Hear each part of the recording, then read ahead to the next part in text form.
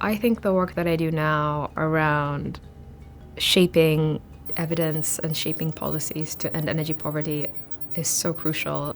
I think that there's a real social obligation that in our world in the 21st century, people should not be living in desperate poverty, just as a baseline. I think this is something that we owe each other.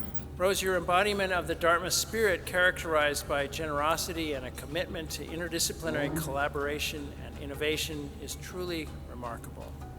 Your impact... Incredibly inspiring that she came here. She was the true Dartmouth experience, which is sort of testing bounds and testing ideas and exploring things. And then she left here with this mission in mind. And I think she is an incredible inspiration to students and sets an outstanding example. So I think she's leveraging her impact.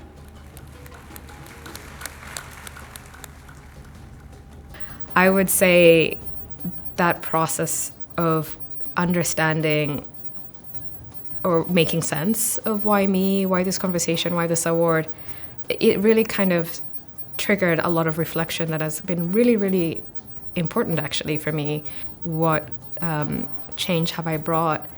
But more importantly, just really understanding this as not a prize for work done, but really like, where do I go next? How can I elevate the issues I work on? How can I inspire more people?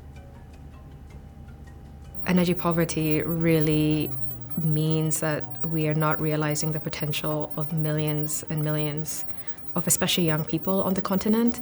These are people like me, who are, bright, who have ideas, who can really contribute not just in their ecosystem, but for the world. So I think the world loses out when we don't have an electricity or, energy sources that can support healthy economies, that can create opportunities for young people to, emerge on the global stage.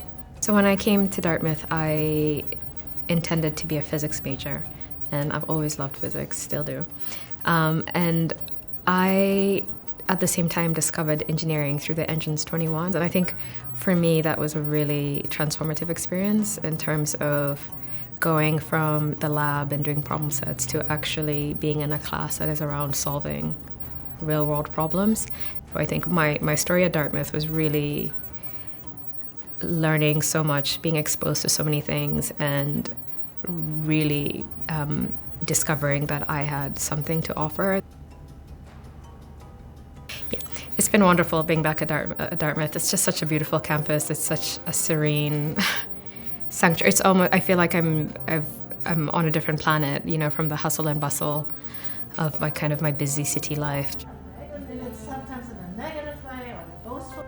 1, energy poverty runs deep and it runs wide. 2, I think also in conjunction with the reflection that I've been doing around the McGuire Prize lecture and thinking about what I've achieved and where I'm going next, it's been really useful to be back to the place where I was about 20 years ago as a freshman, and to really remember, who was that girl, who was that woman, what did she care about? It's been really, really incredibly moving and inspiring to kind of re-inhabit that person and the space.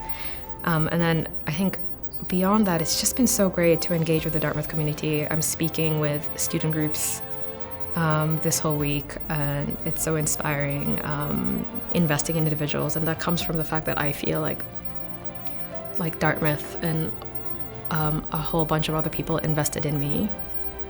And now through that investment, I'm able to do this work and have I think, a pretty strong impact.